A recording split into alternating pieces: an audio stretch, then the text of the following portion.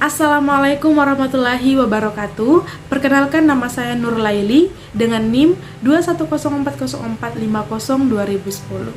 Pada kesempatan kali ini saya akan menjelaskan mengenai konsep dasar supervisi bimbingan dan konseling dan juga model evaluasi supervisi bimbingan dan konseling.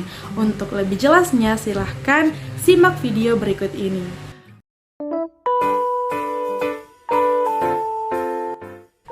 Untuk materi yang pertama, saya akan menjelaskan mengenai konsep dasar supervisi bimbingan dan konseling. Nah, apa sih supervisi bimbingan dan konseling itu? Secara etimologi, supervisi berarti pengawasan, penelitian, dan pembinaan. Sedangkan secara terminologi, supervisi adalah bantuan berbentuk pembinaan yang diberikan kepada seluruh staf sekolah untuk mengembangkan situasi belajar mengajar yang lebih baik.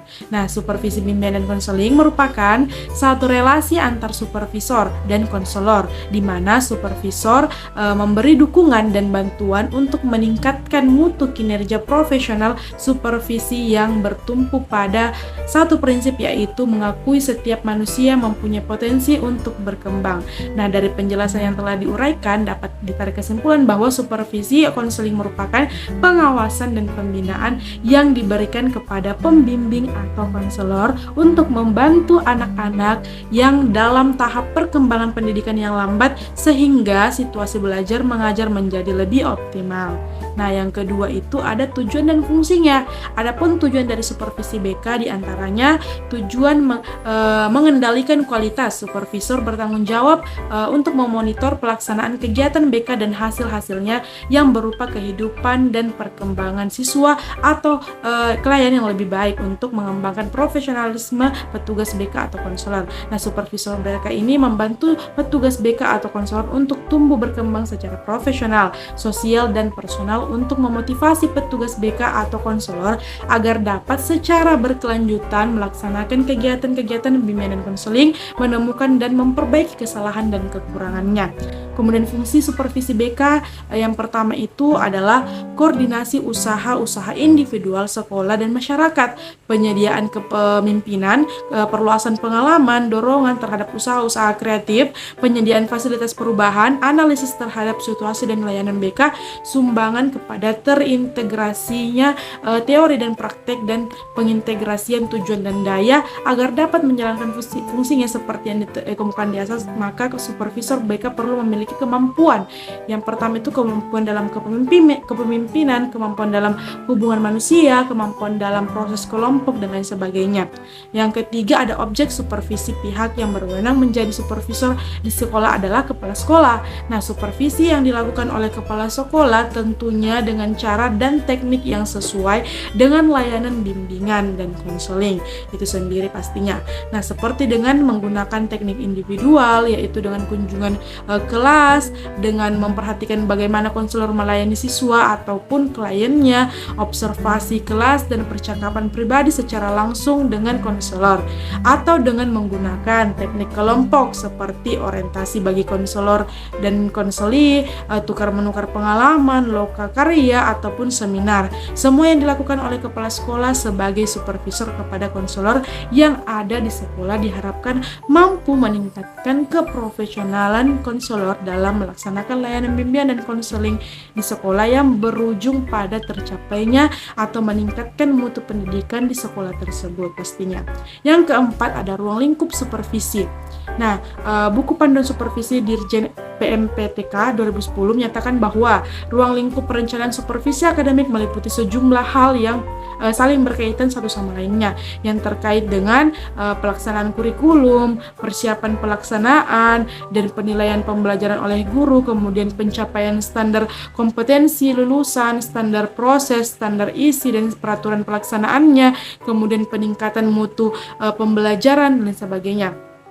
Nah, perencanaan program supervisi merupakan langkah awal dalam implementasi supervisi. Nah, perencanaan yang baik akan menghasilkan program yang baik pula. Oleh karenanya, banyak hal yang perlu dipertimbangkan dalam perencanaan supervisi. Perencanaan program disandarkan pada tujuan supervisi, yakni memberikan bantuan profesional kepada guru guna meningkatkan kinerja guru.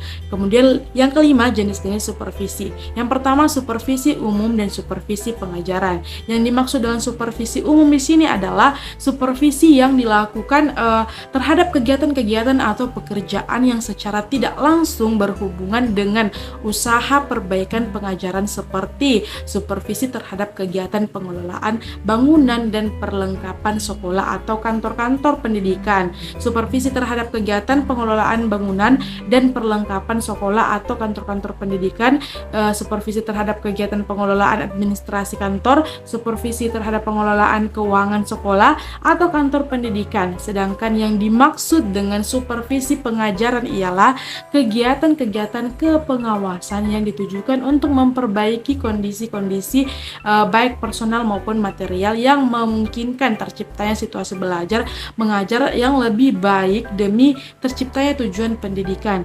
Kemudian yang kedua adalah supervisi klinis. Dikatakan supervisi klinis karena prosedur pelaksanaannya itu lebih ditekankan kepada mencari sebab-sebab atau kelemahan yang terjadi di dalam proses belajar mengajar, dan kemudian secara langsung diusahakan bagaimana cara memperbaiki kelemahan atau kekurangan tersebut. Supervisi klinis adalah supervisi yang difokuskan pada perbaikan pengajaran dengan melalui siklus yang sistematis dari tahap perencanaan, pengamatan, dan analisis intelektual yang intensif terhadap penampilan mengajar sebenarnya dengan tujuan untuk mengadakan modifikasi yang rasional. Nah, jenis keterampilan yang akan disupervisi diusulkan oleh guru atau calon guru yang akan disupervisi dan disepakati melalui pengkajian bersama antar guru dan supervisor. Nah, itu saja untuk materi konsep dasar supervisi bimbingan dan konseling. Selanjutnya adalah model evaluasi supervisi bimbingan dan konseling. Untuk materi yang kedua adalah model evaluasi supervisi BK. Yang pertama adalah model psikodinamik. Nah, model ini berfokus pada proses dan resistensi di kedua konseling dan hubungan pengawasan dapat memperkaya pemahaman kita tentang anak serta hubungan kita sendiri dengan staf dan supervisor. Nah, pengawasan mengikuti pendekatan model psikodinamik dan mengajarkan sikap analitik yang menyampaikan rasa hormat yang tulus untuk otonomi konseli dalam menemukan dan memahami isu-isu. Meskipun dapat dikatakan bahwa peran terapi dalam pengaturan sekolah terbatas dan satu yang tidak bisa berurusan dengan etiologi, masalah diwujudkan dalam lingkungan sekolah menggunakan pemodelan psikodinamik dalam kasus formulasi dapat memfasilitasi pemahaman yang lebih dalam dari konseli dan dari diri sendiri. Kemudian yang kedua adalah model kognitif behavioral. Ada beberapa tujuan supervisi di bawah model ini.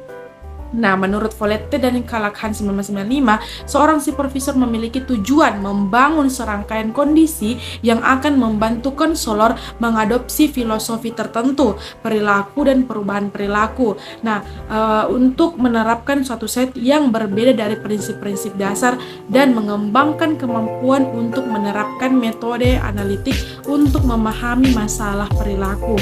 Selanjutnya, supervisor itu harus membantu supervisi dalam mampu fungsional menganalisis masalah konseli, menerapkan prinsip-prinsip perilaku untuk masalah tersebut, dan memberikan secara teoritis didorong alasan untuk bagaimana pengobatan isu-isu tersebut akan terjadi dengan menggunakan prinsip-prinsip ini. Yang ketiga adalah pendekatan sistem. Nah, Curtis dan Yager 1981 menyarankan suatu model sistem yang mereka rasakan mencerminkan kompleksitas peran dan fungsi konselor sekolah. Mereka mendefinisikan sistem sebagai kombinasi teratur dari satu set bagian komponen yang berfungsi untuk menghasilkan hasil yang didefinisikan atau produk.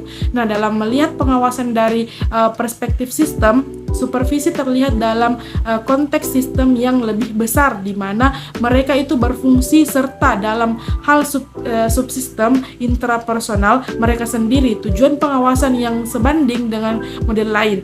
Namun, pembentukan kepercayaan dan hubungan, penilaian tingkat supervisi, kinerja, penilaian kebutuhan siswa, penetapan tujuan, dan evaluasi pencapaian supervisi tentang pertumbuhan tersebut. Nah, perubahan konstan, pengembangan, pertumbuhan, dan penurunan yang mendasari asumsi pendekatan sistem. Supervisor dan supervisi terlibat dalam proses berulang-ulang, bersama-sama mengembangkan fokus arah tahapan untuk kemajuan dan kerangka waktu untuk pencapaian tujuan. Kemudian yang keempat adalah model perkembangan. Nah, prinsip utama yang mendasari model pembangunan adalah asumsi pertumbuhan berlangsung. Nah, asumsi kedua adalah bahwa belajar adalah proses seumur hidup. Nah, Worthington 1987 mencatat bahwa perilaku supervisor itu perubahan seperti pengalaman supervisi berkesinambungan sehingga menciptakan perubahan yang dinamis dalam pengalaman pengawasan. Stoltenberg dan Delworth 1988 menyoroti 9 area perlu pertumbuhan utama dalam pengalaman pengawasan. Yang pertama itu intervensi, keterampilan kompetensi, teknik penilaian interpersonal, konseptualisasi konseli, perbedaan individu, orientasi teoritis, tujuan penyembuhan dan rencana, kemudian etika profesional. Yang kelima adalah model terpadu berfokus pada peran dan fungsi yang berbeda dari orientasi. Peran mereka tentukan adalah mereka guru meliputi ceramah langsung, menginstruksikan dan menginformasikan supervisi tersebut. Mereka dapat bertindak sebagai konselor ketika mereka membantu supervisi dalam memperhatikan kesulitan mereka sendiri, dan mereka dapat bertindak sebagai konsultan saat memberikan arahan dalam proses pencegahan. Selanjutnya, kerangka teori juga dapat menyediakan template untuk supervisi untuk mengembangkan model mereka sendiri. Nah, yang jelas adalah bahwa terlepas dari model hubungan antara atasan dan supervisi sangat penting dalam memfasilitasi pertumbuhan profesional dan pribadi. Yang keenam adalah model postmodern supervision. Nah, postmodernisme dijelaskan oleh Unggar sebagai koleksi interpretasi yang dibuat tentang dunia yang terus berubah, telah mempengaruhi pendekatan supervisi seperti yang telah terjadi dalam banyak profesi. Nah, postmodernis mencoba untuk menghindari memaksakan pengorganisasian ide-ide tentang bagaimana dunia, tetapi lebih fokus pada interpretasi yang dibuat oleh peserta dalam proses sosial melalui bahasa dan narasi dan pencarian makna. Dalam pemikiran postmodern ada perubahan mendasar dari narasi, ilmu pengetahuan dan pendekatan positifis, penekanan pada makna konstruksi sosial dalam kehidupan profesional. Pendekatan postmodernis fokus pada kekuatan daripada kekurangan, potensi daripada kendala. Nah, basis kekuatan pendekatan yang telah diterapkan pada proses supervisi dalam 2 dekade yang terakhir seperti solution focus dan solution oriented. Nah, pandangan postmodern tentang sistem interaksi manusia dan hubungan pemahaman tentang sifat isomorfik atau supervisor atau pekerja atau klien. Unggar menegaskan supervisor dapat membawa identitas mereka sebagai individu, profesional dan supervisor bersama dengan ekspresi budaya yang berbeda, jenis kelamin, kemampuan dan sebagainya dalam hubungan supervisi.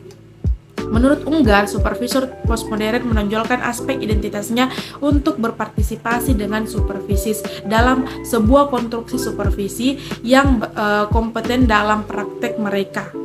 Yang ketujuh adalah model multikultural supervision. Menurut Bernard dan Goodyear dalam jurnal Fernandez dan Lane, pengawasan konselor adalah komponen penting dalam pengembangan berkelanjutan keterampilan klinis konselor, seperti kasus konseptualisasi, identitas profesional, dan keterampilan terapeutik, termasuk dokumentasi dan menetapkan pedoman etika. Supervisi dalam profesi konseling memperhatikan interpersonal dan pandangan dunia interpersonal, keyakinan, nilai, bias, dan prasangka saat mereka terus bekerja dalam profesi kesehatan mental. Mengatasi masalah multikultural dalam pengawasan menghormati keragaman dan pengalaman pribadi sehingga pengawas dapat mengeluarkan yang terbaik dari yang diawasi. Misalnya, jika yang diawasi adalah perempuan, imigran multirasial dengan multikultural dan spiritual yang beragam latar belakang yang telah mengalami penindasan kekerasan seksual dan agama. Perlu dalam pelatihan untuk memvalidasi pengalaman intrapersonal orang yang diawasi, termasuk dimensi identitas etnis dan intrapersonal dari pandangan dunianya. Baik, itulah tadi penjelasan saya mengenai kedua materi, yaitu konsep dasar supervisi BK dan juga model evaluasi supervisi BK. Semoga bermanfaat bagi teman-teman. Saya ucapkan wassalamualaikum warahmatullahi wabarakatuh.